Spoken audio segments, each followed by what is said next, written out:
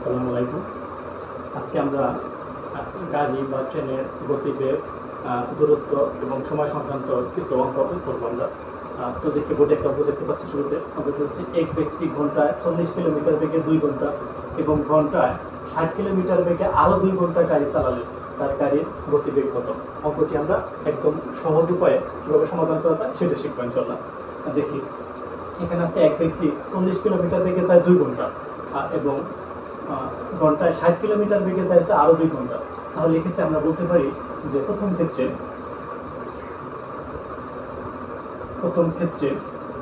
2 ঘন্টায় যায় 2 ঘন্টায় যায় কত? 2 × 40 = 80 কিলোমিটার। আবার আরও 2 ঘন্টায় দ্বিতীয়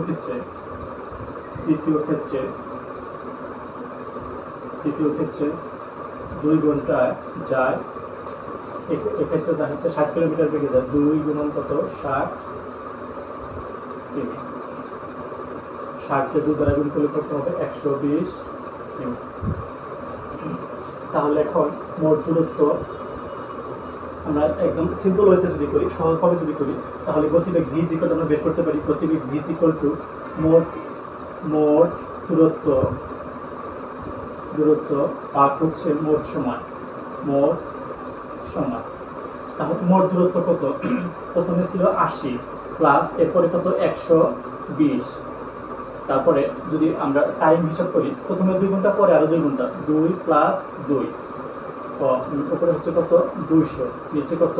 2 2 কত? 4 4 দ্বারা 200 রে কাটলে কত হবে? 50। কত হলো? 50। তাহলে মোট দূরত্ব হচ্ছে 50 কিলোমিটার প্রতি ঘন্টা পার আওয়ার। এটা সময় লাগবে।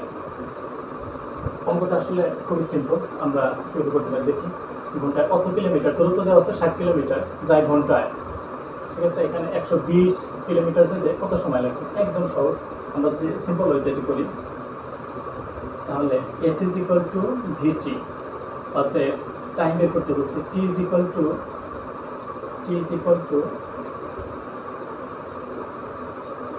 s/v।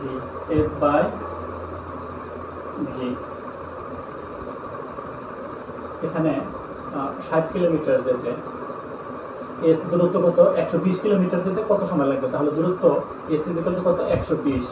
তারপরে এখানে বেগ v = ঘন্টায় 60 কিলোমিটার, এটা হচ্ছে বেগ হচ্ছে কত? 60। এই 60 এখন যায় কত? 2 বার। অতএব নির্ণয় সময় লাগবে কত? 2 ঘন্টা। সময় লাগবে 2 ঘন্টা। একদম সিম্পল অঙ্ক।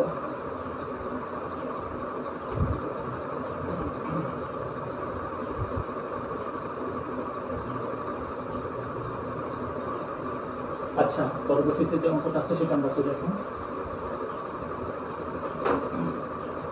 একজন মানুষ 5 কিলোমিটার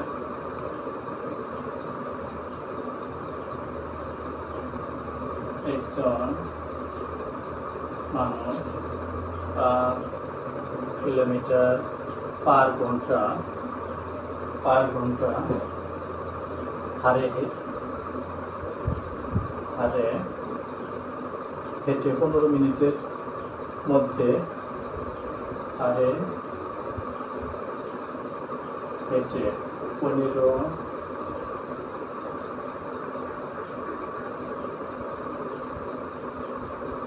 মিনিটের মধ্যে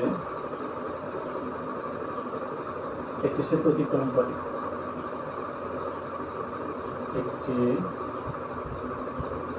সেতু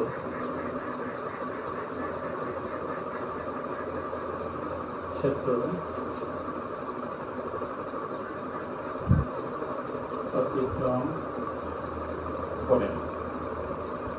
সেতুটির দৈর্ঘ্য কত? সেতুটির দৈর্ঘ্য কত? এটা আমাদেরকে বের করতে হবে। সেতুর দৈর্ঘ্য নির্ণয় করতে হবে। এখন আমরা যদি অঙ্কটার দিকে খেয়াল করি, দেখি একজন মানুষ 5 কিলোমিটার প্রতি ঘন্টা হারে হেঁটে 15 মিনিটের মধ্যে একটি সেতু অতিক্রম করে। তাহলে সেতুটির দৈর্ঘ্য কত? এটা আমাদেরকে নির্ণয় করতে হবে। এখন খেয়াল করি আমরা এখানে দেওয়া আছে হচ্ছে 5 কিলোমিটার প্রতি ঘন্টা, এটা কিন্তু দেওয়া আছে বেগ দেওয়া আছে, তার বেগ ওই লোকটির বেগ হচ্ছে মানুষটির বেগ হচ্ছে 5 kilometre per hour, 5 kilometre per hour হচ্ছে তার হচ্ছে বেগ, এবং 15 মিনিটের মধ্যে তার টাইম যদি দেওয়া আছে 15 মিনিটের মধ্যে সে একটি সেতু অতিক্রম করে, তাহলে সেতুটির দৈর্ঘ্য কত এটা নির্ণয় করতে হবে। এক্ষেত্রে আমরা যদি খেয়াল করি দেখি বেগ ভি দেওয়া আছে, বেগ ভি ইকুয়াল টু কত 5 কিলোমিটার পার ঘন্টা, এভাবে দেওয়া আছে ঘন্টা। এটাকে আমরা যদি করি লিখি তাহলে 5 কিলোমিটার, যেহেতু এই কিলোমিটারে আমরা জানি 1000 মিটার হচ্ছে 1 কিলোমিটার, তো 1000 দ্বারা আমরা গুণ করলাম, আর প্রতি ঘন্টা, ঘন্টারে আমরা যদি সেকেন্ডে কনভার্ট করতে চাই তাহলে হবে 60 গুণন কত 60। তাহলে এখন যদি আমরা ক্যালকুলেশন করি এই শূন্য শূন্য কাটা, এই শূন্য দ্বারা এই শূন্য কাটা, এখন আমরা 2 দিয়ে যদি কাটাকাটি করি 2 হচ্ছে যাবে 6 এর ভিতরে কয়বার 3 বার, 2 10 এর ভিতরে যাবে কয়বার 5 বার, তাহলে উপরে হচ্ছে কত 5 5 গুণ করলে কত 25, নিচে হচ্ছে 3 6 কত 18। এটা হচ্ছে বেগ, এটা হচ্ছে আমাদের নির্ণয় কত বেগ, এটা আমাদের।